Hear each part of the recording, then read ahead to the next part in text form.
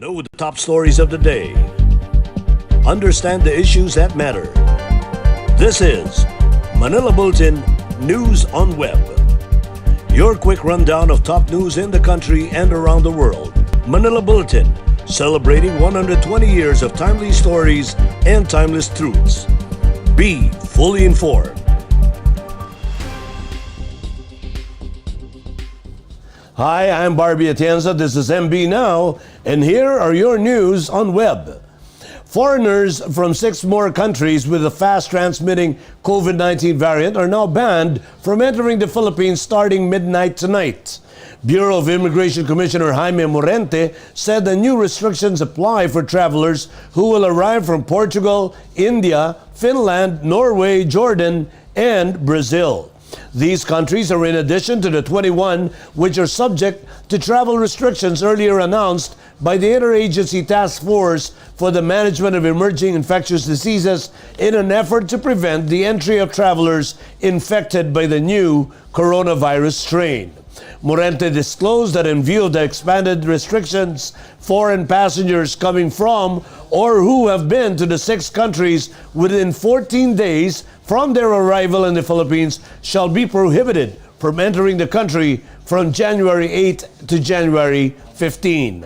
Earlier, the government imposed a travel ban on passengers from the United Kingdom, Denmark, Ireland, Japan, Australia, Israel, the Netherlands, Hong Kong, Switzerland, France, Germany, Iceland, Italy, Lebanon, Singapore, Sweden, South Korea, South Africa, Canada, Spain, and the United States.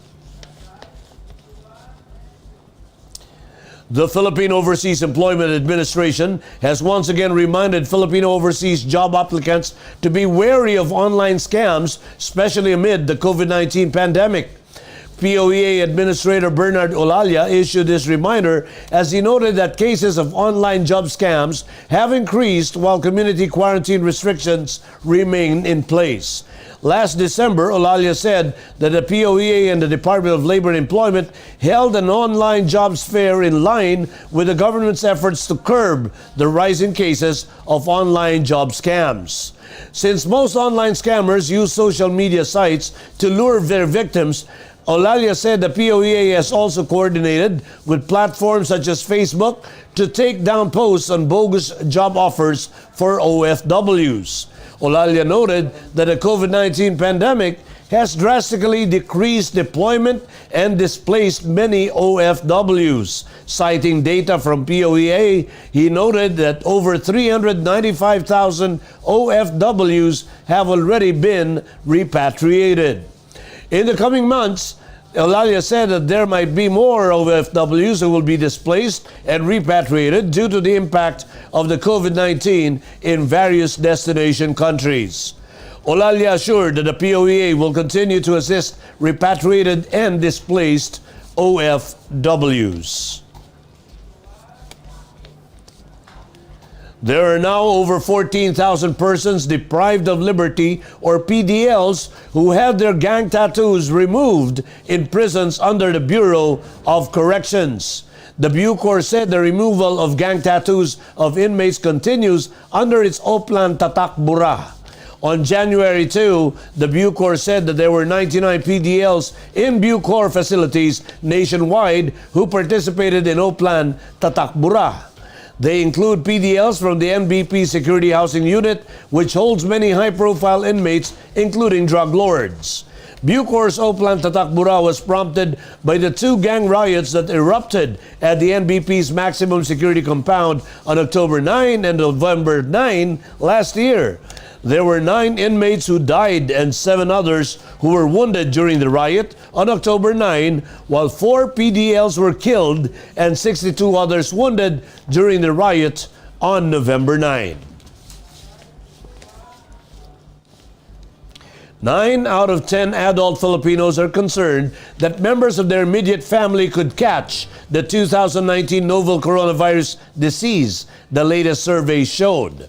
The social weather station said the survey it conducted from November 21 to 25 revealed that 91% of adult Filipinos are worried that their immediate family members could get COVID-19.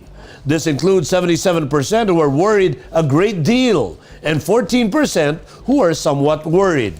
The SWS observed this is a record high compared to the same surveys it conducted since May last year. The SWS said the survey it conducted on November 21 to 25 used face-to-face interviews nationwide of 1,500 Filipino adults ages 18 years and above.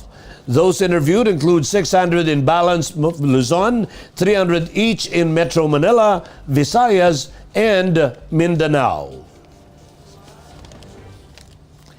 In Metro News, Pasig City gears for COVID-19 vaccination program.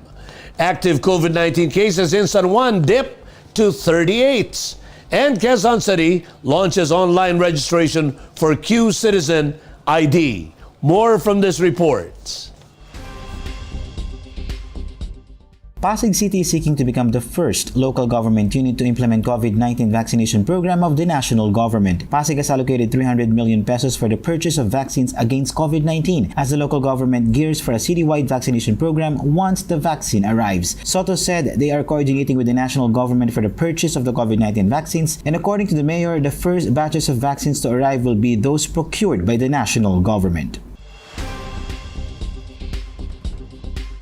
San Juan City may have dodged the fear of surge of the COVID-19 cases after holiday season as the number of active cases in the city dropped to 38 as of January 6. The mayor said the city was able to curb the further spread of the disease through system mechanisms and interventions that the local government has enforced that instill discipline, understanding, and commitment among residents. As part of the San Juan preparation for its vaccination program, the city government on January 4 began the registration of residents willing to get free vaccines against COVID-19. The local government has also earmarked 50 million pesos for the purchase of the COVID-19 vaccine once it is available and approved for use.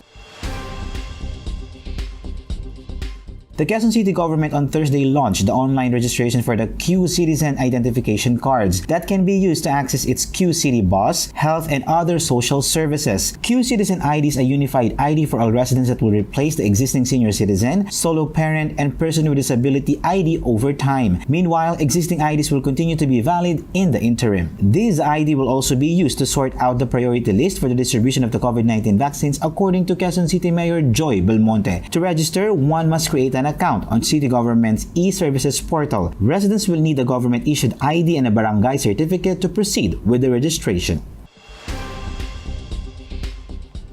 Here are the top news in other parts of the country. Quezon Governor Mauls 1 billion pesos fund for COVID-19 vaccines. Sinulog street dance canceled. And 2 flood-controlled structures built near 2 rivers in Cagayan de Oro. Details in this report. Quezon Governor Danilo Suarez expressed his preference for a 1 billion pesos fund to purchase coronavirus disease vaccines. According to Suarez, the Land Bank will be their source of funds as they still have unavailed loan funds that they can use.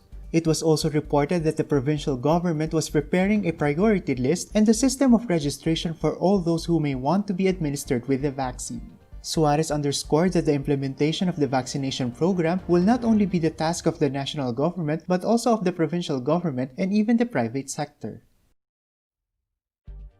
Amid growing opposition from various sectors, the Sulu Foundation Inc. or SFI decided not to push through with the holding of physical activities for the Sinulog Festival this year. In a statement, the SFI said it decided to cancel the physical activities upon the advice of City Mayor Edgardo Labella. Participating contingents were advised to just record their performances, and these will be shown through online streaming.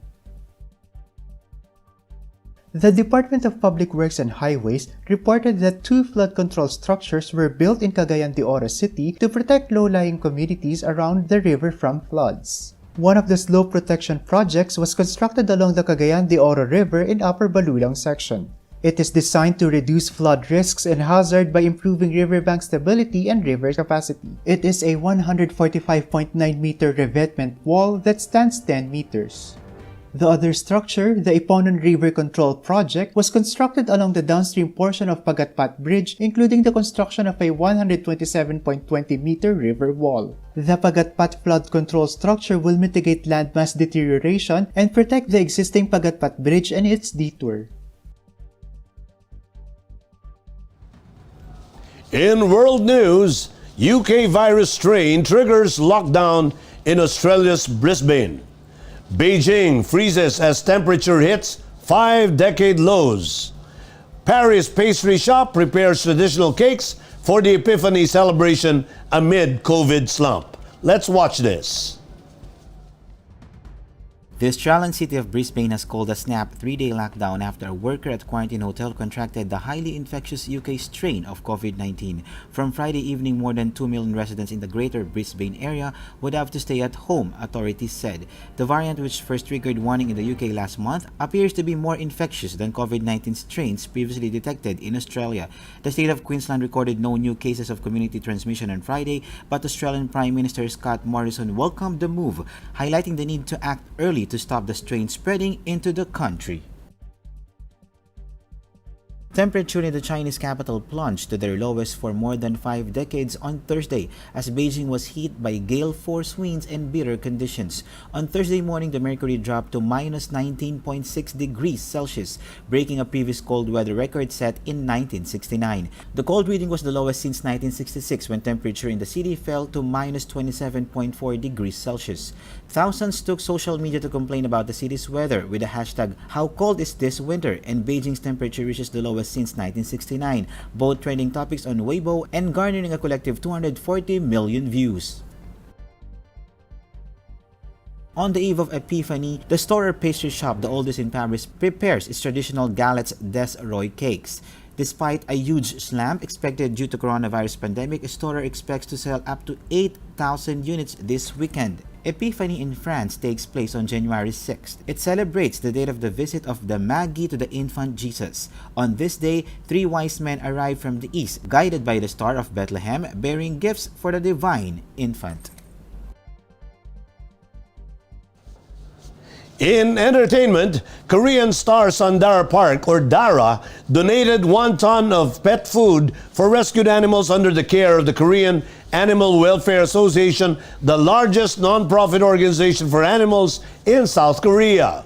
Dara, together with people from a Korean pet food company, went on January 6 to the association's Companion Animal Welfare Center located in Gyeonggi Province in South Korea. The Animal Welfare Center is home to rescued animals that have been abused and injured and providing expert care for the animals. All the expenses for the shelter are covered by public fundraising. And in sports, Tokyo Olympics organizers insisted Friday that the coronavirus postponed games will still go ahead, despite Japan declaring a state of emergency less than 200 days before the opening ceremony. Prime Minister Yoshihide Suga on Thursday announced the month-long measure covering the greater Tokyo area taking effect from Friday as the country battles a surge in infections. Tokyo 2020 chiefs have already said that another postponement of the games set to begin on July 23 is out of the question and that the emergency would not derail plans. Suga said on Thursday that Japan is committed to holding a safe and secure Olympics and that he believes public mood will change when the country begins vaccinations currently scheduled for late next month.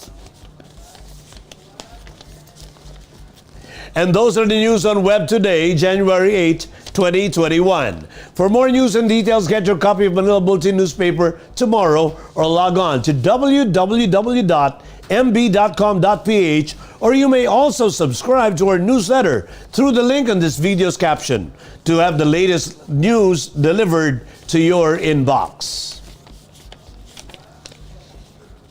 I am Barbie Atienza for Manila Bulletin, celebrating 120 years of timely stories and timeless truths.